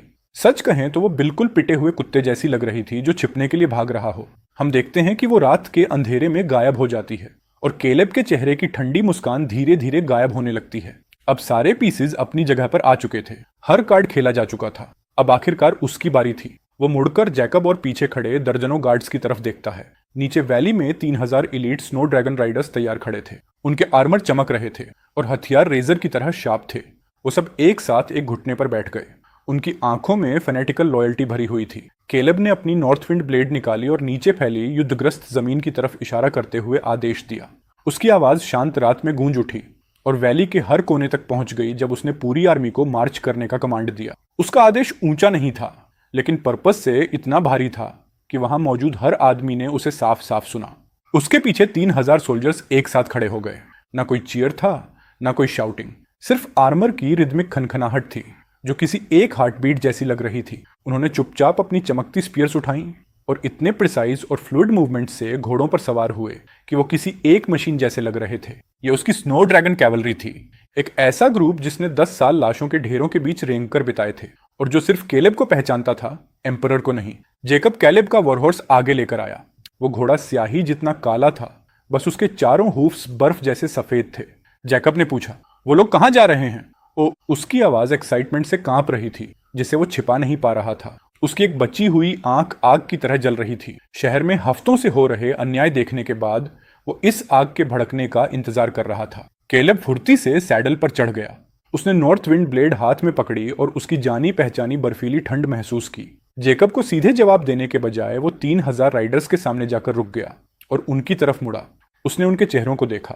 कुछ पुराने थे, कुछ नए, लेकिन सब लॉयल थे। कुछ उसके साथ तब से थे जब वो सिर्फ 15 साल का था और अब उनकी घनी दाढ़ियां थीं, जबकि कुछ नए रिक्रूट्स थे जिनके चेहरे जवान थे लेकिन नजरें वेटरन्स जितनी कठोर थीं। सब उसकी तरफ देख रहे थे, उसके बोलने का इंतजार करते हुए। उसने गला साफ किया और उसकी आवाज पूरी वैली में गूंज उठी।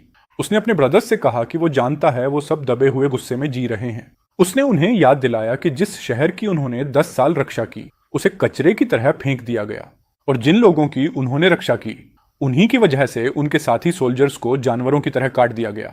उसके शब्द इतने भारी थे कि जैसे आसमान के बादलों तक को हिला दें। उसने अपने आदमियों की तरफ सिर हिलाकर उनके दर्द और उस आग को स्वीकार किया जो इतने समय से उनके अंदर जल रही थी। लेकिन उसने एक बात बिल्कुल साफ कर दी, वो एम्परर या करप्ट कोर्ट के लिए वापस नहीं जा रहे। 10 साल पहले एम्पायर ने उन्हें सड़ने के लिए छोड़ दिया था और 10 साल बाद उन्होंने सोल्जर्स के खून से खरीदी गई मिलिट्री ऑनर्स छीनकर एक कावर्ड को दे दी। उसने अपने आदमियों से पूछा कि कैपिटल की नजर में वो क्या है, ऐसे डॉग्स जिन्हें इस्तेमाल करके फेंक दिया जाए। केलेब ने ऐलान किया कि वो अब कुत्ता बनकर नहीं रहेगा और सोल्जर्स ने दहाड़ते हुए उसकी बात का जवाब दिया। उन्हें कैपिटल के लॉर्ड से तंग आ चुके थे। अब बदलाव का समय था। सोल्जर्स की इमोशंस पूरी तरह भड़क उठी। वो गालियां देने लगे और सालों से दबा फ्रस्ट्रेशन बाहर निकालने लगे।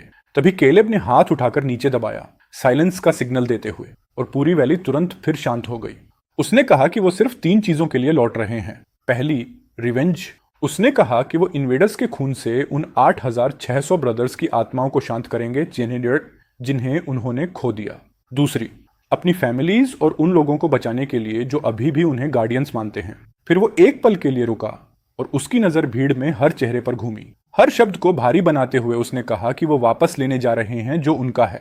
ये शहर उनकी ब्लेड्स ने जीता था, ये जमीन उनके खून से सींची गई थी, अब ये केलेब की है, और बिल्कुल भी उस कमजोर एम्परर की नहीं जो कैपिटल में बैठा है। उसकी आवाज धीमी पड़ते ही पूरी वैली मौत जैसी खामोशी में डूब गई। फिर अचानक वो साइलेंस पहले से 10 गुना ज्यादा जोरदार चीयर्स से टूट गया। सोल्जर्स चिल्लाने लगे कि शहर उनका है और उनकी जिंदगी केलेब की है, और उसी पल साफ हो गया कि ये आर्मी अब सच में उसकी बन चुकी है।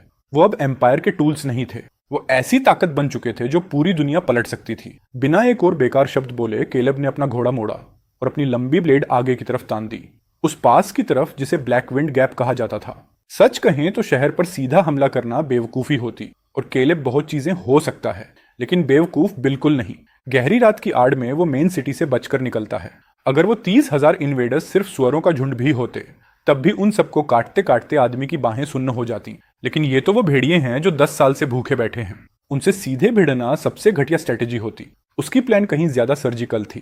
पहले उनके दांत तोड़ो, फिर उनके पंजे काटो, और आखिर में जब वो सबसे कमजोर हों तब उनका गला चीर दो।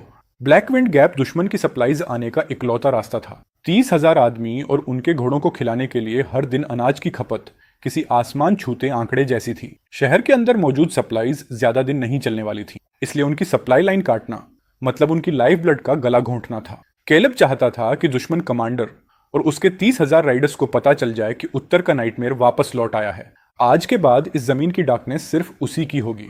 उधर हम वापस प्रिंसेस लूना की तरफ आते हैं, जो अभी अभी पहाड़ के नीचे अपने कैंप में लौटी थी। वो पूरी तरह ह्यूमिलिएटेड और खोई हुई लग रही थी। उसकी एक ट्रस्टेड अटेंडेंट सावधानी से उसके पास आई और पूछा कि महान केलेब ने क्या कहा। लूना का चेहरा मौत जैसा सफेद पड़ चुका था और उसके होंठ बेकाबू कांप रहे थे। हर बार जब उसे उसकी मॉकिंग आईज और वो शब्द याद आते कि वो टू टेंटेड है, उसके दिल में तेज दर्द उठता।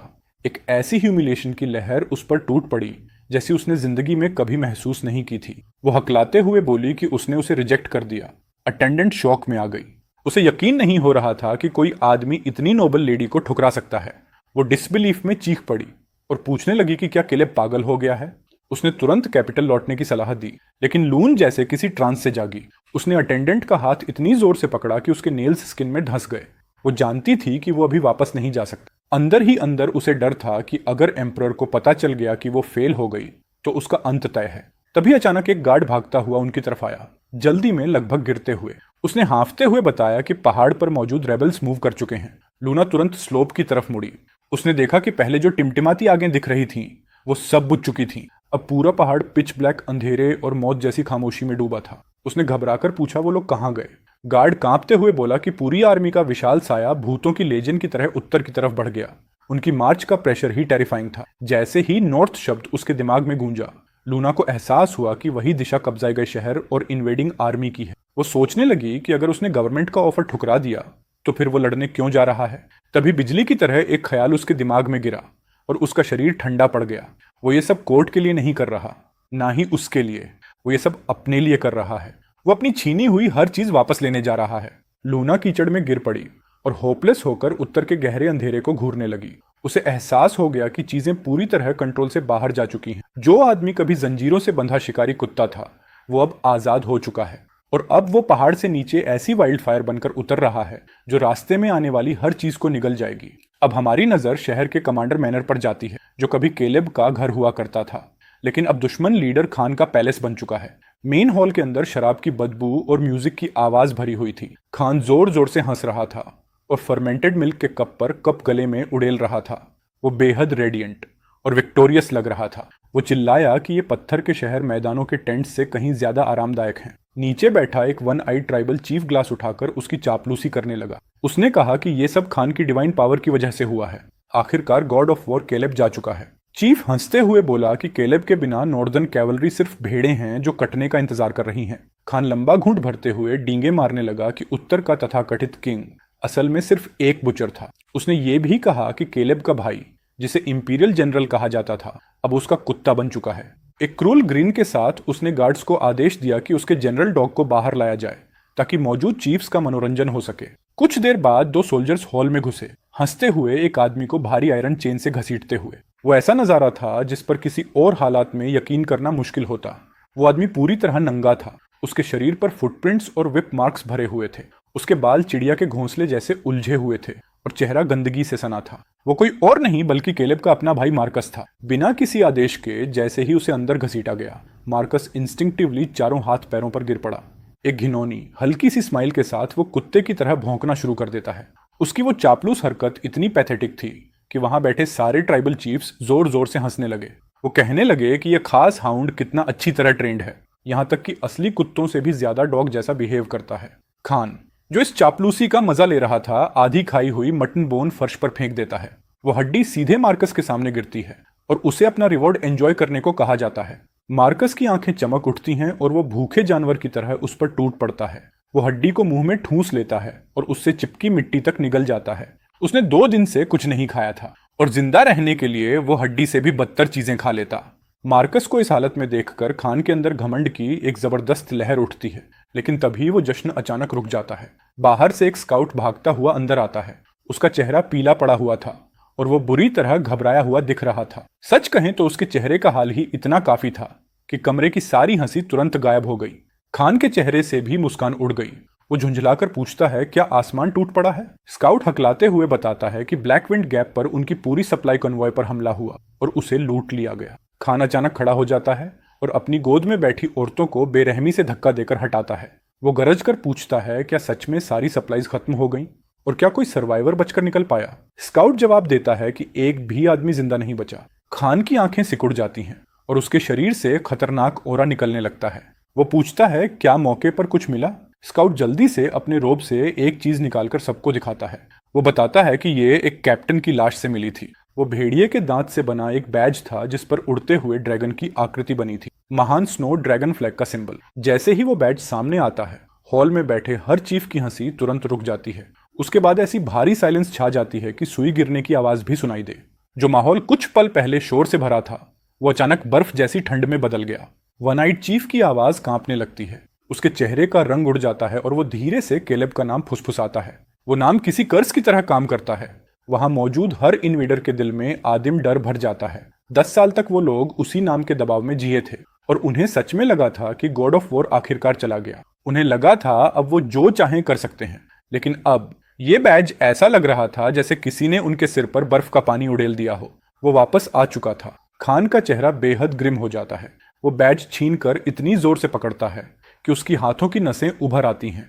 वो गुर्राते हुए कहता है कि यह नामुमकिन है। उसे याद दिलाता है कि एम्परर ने केलेब को एक्साइल कर दिया था। उसके हिसाब से केलेब अब बस एक आवारा कुत्ता होना चाहिए। अब वो सोचता है कि केलेब में वापस आने की हिम्मत आई कहां से, लेकिन उसकी बातों के बावजूद अंदर से वो पैनिक में था।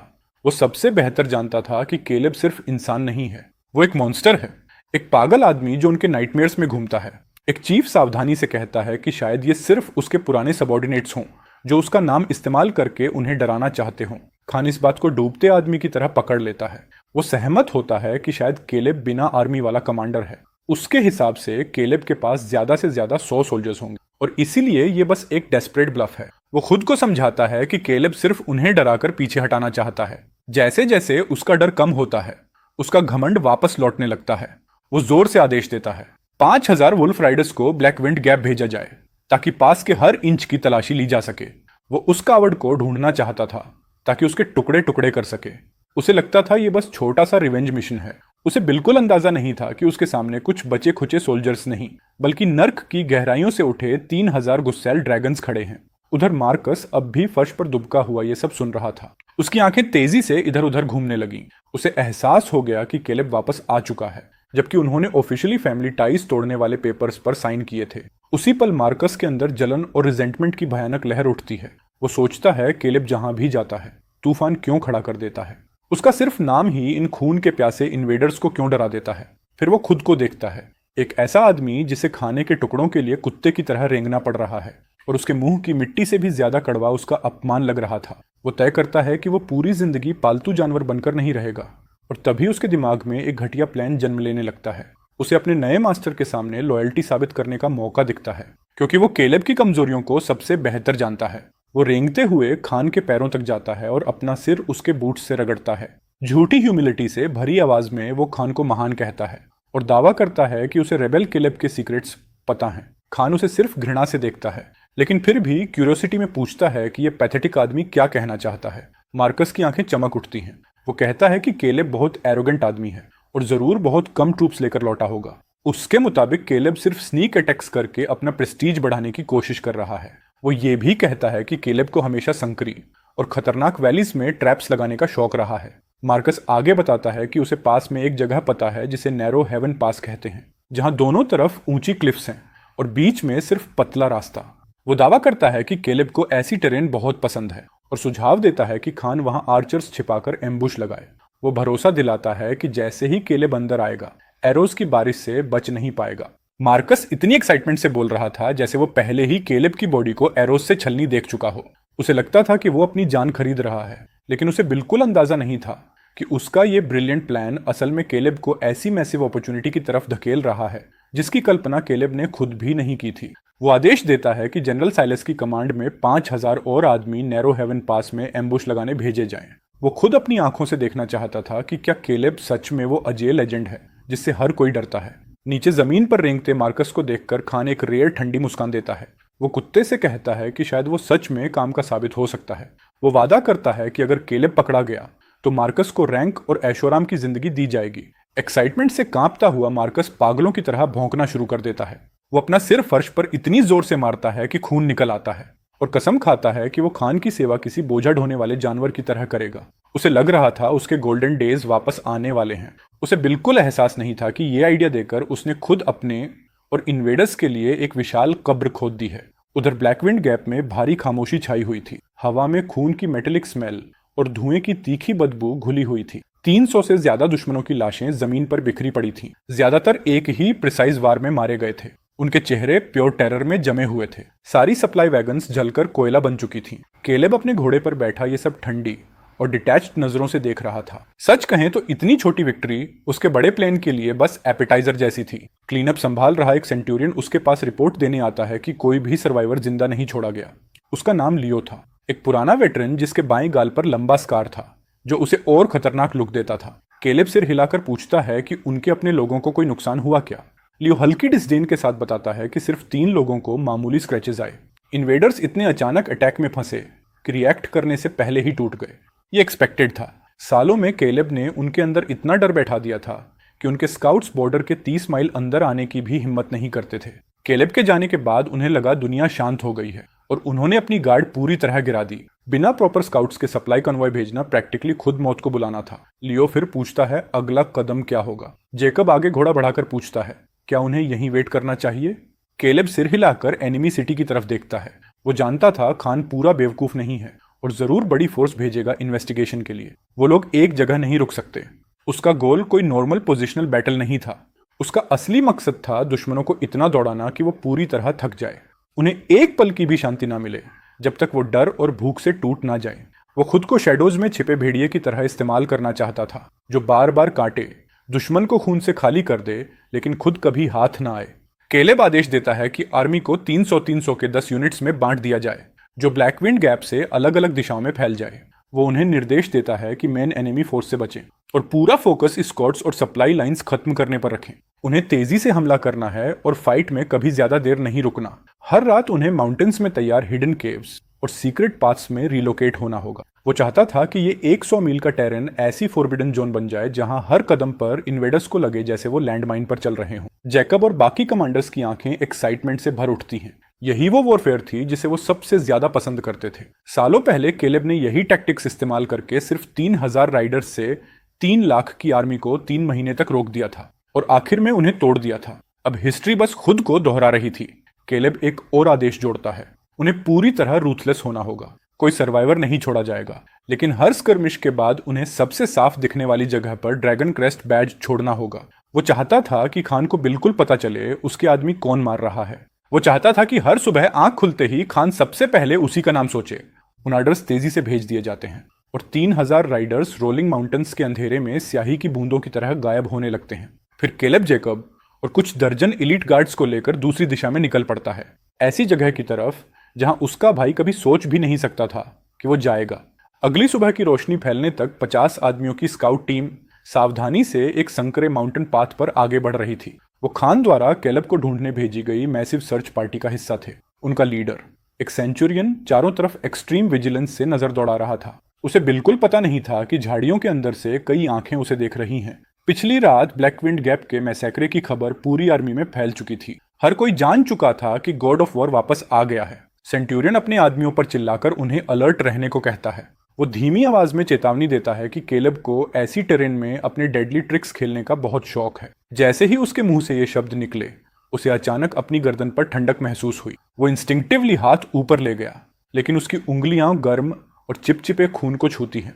नीचे देखने पर उसने अपनी चेस्ट में ढसा काला एरो देखा, जिसकी नोक ताजे खून से चमक रही थी। वो बोलने की कोशिश करता है, चीखने की या शायद प्रार्थना करने की, लेकिन उसके गले से सिर्फ गीली घरघराहट निकलती है और अगले ही पल वो घोड़े से सीधा नीचे गिर पड़ता है।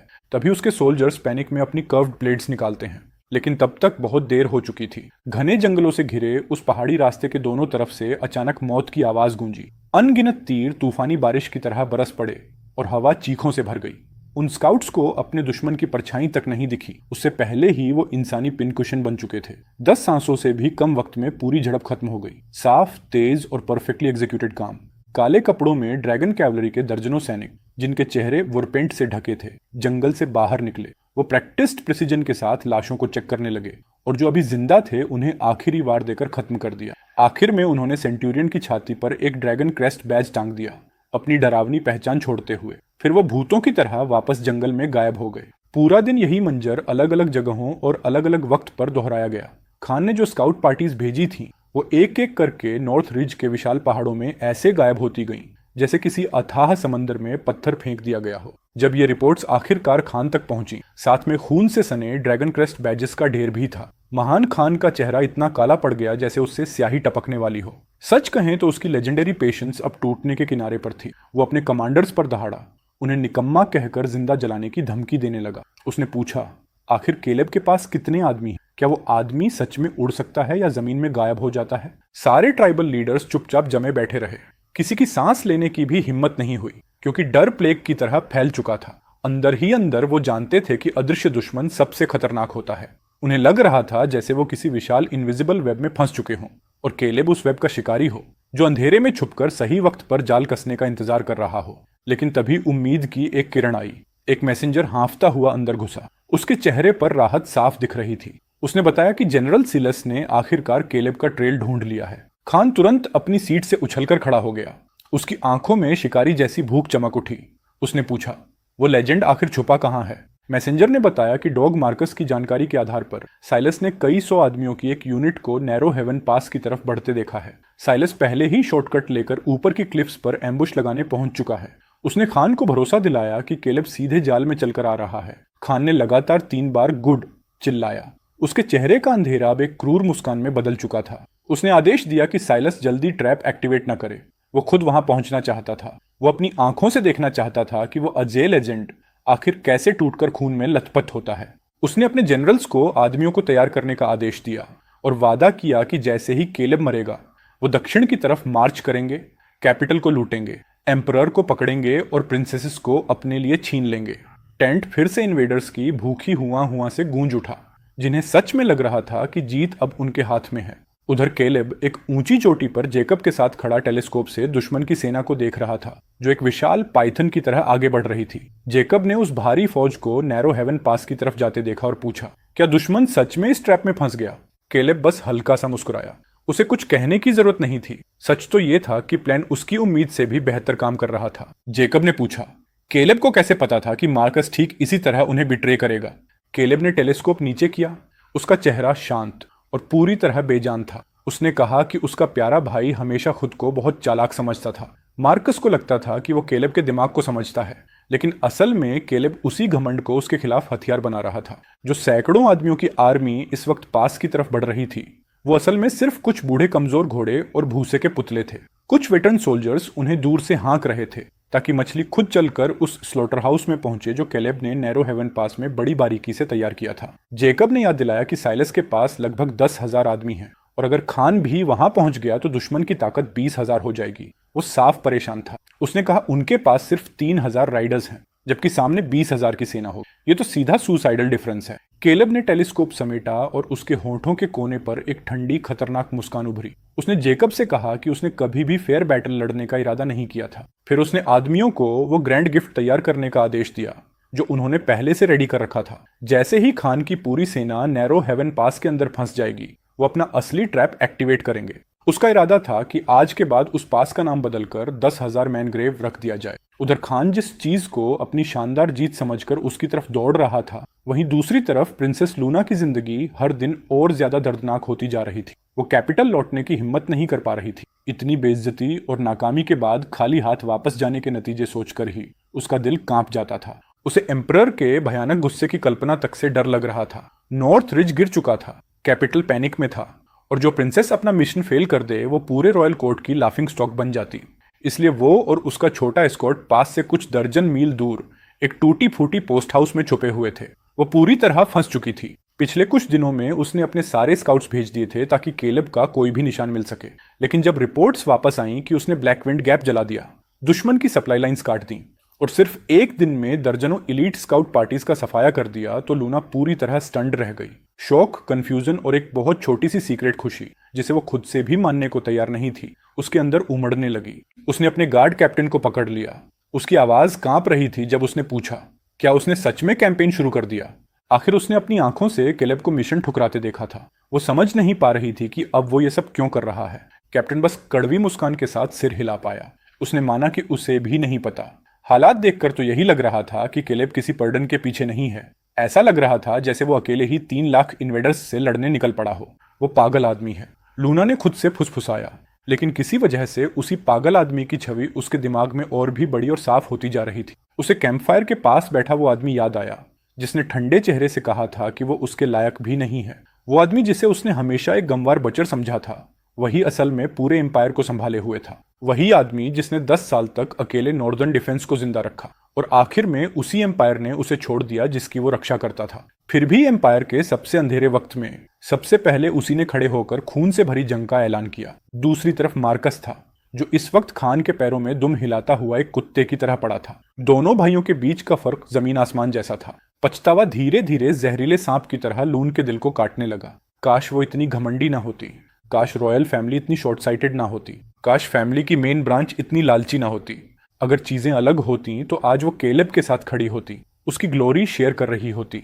नहीं, मैं इसे ऐसे खत्म नहीं होने दूंगी। लूना अचानक खड़ी हो गई। उसकी आंखों में लगभग पागलों जैसी जिद चमक रही थी। उसने खुद को समझाया कि अगर केलेब इन्वेडर्स से लड़ने को तैयार है तो इसका मतलब वो अभी भी एम्पायर और लोगों की परवाह करता है। वो बस रिजेंटमेंट में ऐसा बिहेव कर रहा है।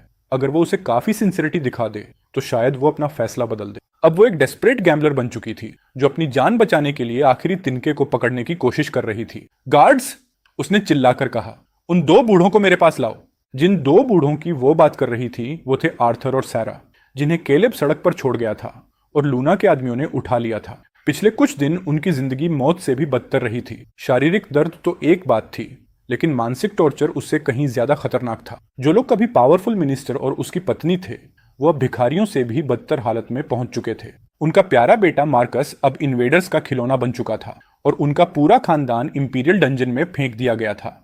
और उनकी नजर में इस सब की वजह वही दूसरा बेटा था जिससे वो हमेशा नफरत करते थे। सबसे बड़ी आयरनी ये थी कि अब वही केलेब पूरी दुनिया की आखिरी उम्मीद बन चुका था।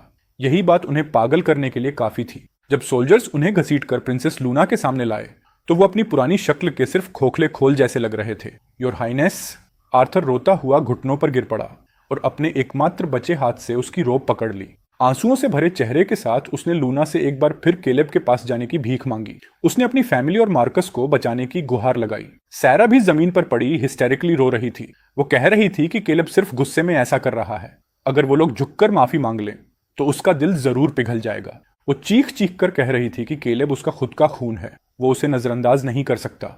इन दोनों दयनीय लेकिन घिनौने लोगों को देखकर लूना की आंखों में डिस्गस्ट की चमक आई, लेकिन वो जानती थी कि उसके पास खेलने के लिए अब यही आखिरी कार्ड बचा है। इन्हें साथ लाओ, उसने ठंडे स्वर में आदेश दिया। उसने अपने आदमियों को यह भी कहा कि एम्परर ने उसे जो भी गोल्ड, सिल्वर और ज्वेलरी दी है सब कैरेजेस में भर दिया जाए। मूव आउट, उसने कहा।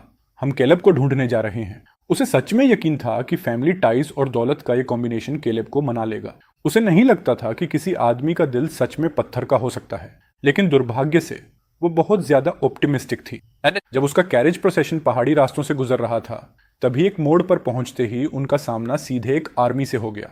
वो एक ऐसी फोर्स थी जो खून से लथपथ थी और जिसके चारों तरफ कत्लेआम की डरावनी ओनरा फैल रही थी। केलेब और उसकी 3000 ड्रैगन कैवलरी अभी रिग्रुप हुई थी। साफ दिख रहा था कि वो लोग अपना वार्म अप खत्म करके अब नैरो हेवन पास की तरफ बढ़ रहे थे, मेन इवेंट देखने के लिए। जब लूना की कैरेज को अचानक दर्जनों ठंडी काली स्पीयर्स ने रोक लिया तो डर से उसका शरीर सुन्न पड़ गया। उसने कांपते हाथों से कर्टन हटाया और सामने इमोशनलेस चेहरों का समंदर देखा। उनकी आंखें भूखे भेड़ियों जैसी थीं और उन सबके ऊपर अपने घोड़े पर ऊंचा बैठा था केलेब। वो उसे बिना किसी इमोशन के देख रहा था। उसके चेहरे पर साफ इरिटेशन था, जैसे उसका पेशेंस अब खत्म हो रहा हो। तुम फिर आ गई, उसने सपाट और अनइम्प्रेस्ड आवाज में पूछा। उसने सीधा पूछा कि क्या उसने पहले उसे दफा होने को नहीं कहा था, या फिर वो उसकी तलवार की धार टेस्ट करने इतनी ईगर थी। लूना इतनी डरी हुई थी कि उसे ठीक से एक सेंटेंस भी नहीं बन पा रहा था। राइडर्स के शरीर से आती ताजा खून की मेटालिक स्मेल से उसका पेट मचलने लगा। तभी एक आवाज गूंजी, केलेब, केलेब, मैं हूं तुम्हारा पिता। आर्थर लड़खड़ाता हुआ आगे बढ़ा। उसकी आवाज डेस्परेशन से टूट रही थी। सच कहें तो वो बेहद पैथेटिक लग रहा था, लेकिन केलेब ने पलक तक नहीं झपकाई। वो बस वहीं बैठा रहा, उन लोगों पर एक साइलेंट जज की तरह जिन्होंने कभी उसे निकाल फेंका था। उसी वक्त नॉर्थ रिज की ठंडी हवाएं फिर से जोर से गूंजने लगीं। मेरा बड़ा बेटा, तुम्हारी माँ यहाँ है। केलेब उन्हें ऐसे देख रहा था जैसे वो दो अजनबी हों जिनका उससे कोई लेना देना ही नहीं। फिर उसने कैरेज के अंदर बैठी पीली पड़ी लूना की तरफ नजर घुमाई। योर हाइनेस, उसने मुस्कुराते हुए कहा, लेकिन वो मुस्कान प्योर डार्क एम्यूजमेंट से भरी थी। तुम अपनी बॉटमलेस स्टूपिडिटी से सच में कभी सरप्राइज करना बंद नहीं करती। उसने पूछा। क्या उसे सच में लगा कि इन दो बूढ़े रेलिक्स को लाकर उसका दिल पिघल जाएगा, या फिर वो सोचती है कि ब्लड टाइज का इस्तेमाल करके वो उसकी इच्छा को कैद कर सकती है? लूना का शरीर हवा में कांपते पत्ते की तरह थरथराने लगा। वो कुछ बोलने की कोशिश कर रही थी, लेकिन केलेब ने उसे बीच में ही काट दिया। उसकी आवाज अब बर्फ जैसी ठंडी और तेज हो चुकी थी। वो उसे दिखाना चाहता था कि वो कितनी गलत है। उसने अपना घोड़ा 2 कदम आगे बढ़ाया और कार्रिज के ऊपर मंडराने लगा। नीचे घुटनों पर बैठे उन बूढ़ों को उसने ठंडी नजरों से देखा। फिर उसने हर शब्द को वजन देकर बोलना शुरू किया। उसने उन्हें याद दिलाया कि जब वो 15 साल का था तब उन्होंने उसे नॉर्थ रिज में छोड़ दिया था और उसकी नजर में वो उसी दिन मर गया था। उसने साफ कहा कि अब उसका जैकब फैमिली से कोई रिश्ता नहीं है। उसने बस धीरे से अपनी उंगली गले पर फेर दी। उस इशारे का मतलब बिल्कुल साफ था। लूना को लगा जैसे उस पर बिजली गिर गई हो। उसके मुंह से एक तेज चीख निकली और उसने तुरंत कैरेज के कर्टन्स बंद कर दिए। चलो जल्दी, अभी वापस मुड़ो, वो रोती हुई आवाज में ड्राइवर पर चीखी। पूरा प्रोसेशन पैनिक में बिखर गया और वो लोग पूरी बेइज्जती के साथ वहां से भाग निकले। केलेब ने उनकी भागती पीठों को बिना किसी पिटी के देखा। उसकी नजर में वो बस मूर्ख लोग थे जो खुद को बहुत चालाक समझते थे। उसने तुरंत नजरें हटा लीं। डिस्ट्रैक्शन खत्म हो चुका था। उसने अपनी लंबी ब्लेड फिर आगे तानी और मेन इवेंट की तरफ बढ़ने का आदेश दिया। Yes general. 3000 राइडर्स एक साथ गरजे। वो अबैंडन्ड कैरेज के पास से गड़गड़ाते हुए निकल गए और वो दो बूढ़े जमीन पर टूटे हुए सायों की तरह पड़े रह गए। कैवलरी तेजी से नैरो हेवन पास की तरफ बढ़ी। वो जगह अपने नाम के बिल्कुल लायक थी, एक बेहद पतली कैनियन जिसके दोनों तरफ सैकड़ों फीट ऊंची क्लिफ्स थी।